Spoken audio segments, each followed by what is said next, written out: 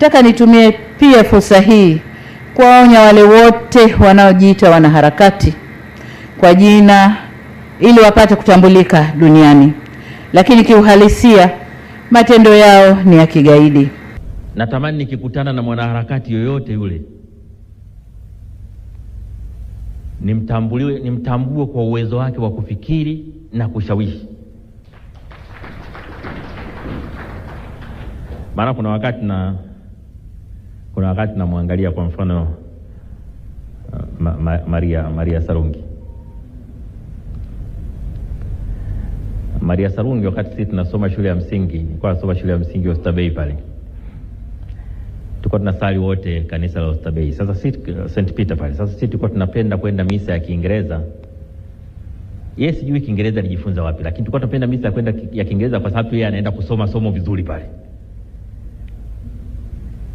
Kwa mimi nikikutana na Maria, ninachokumbuka haraka ni akisoma somo kanisani.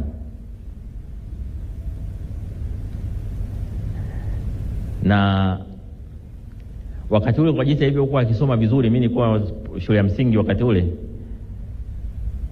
Nilipojua mama yake ni mzungu, nikaanza na mimi nitaoa mzungu ili watoto wangu wao wanasoma kama yule. Ingawa maisha magumu sana. Baada ya kuoa mzungu nikaishia kuoa Msambaa.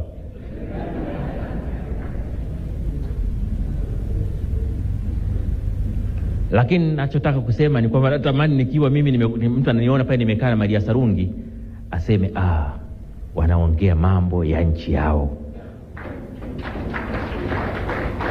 Wanaongea mambo na wako na amani. Hamna uhasama, hakuna uadui. Hiyo ndio aina ya taifa ambalo natamani tulijenge.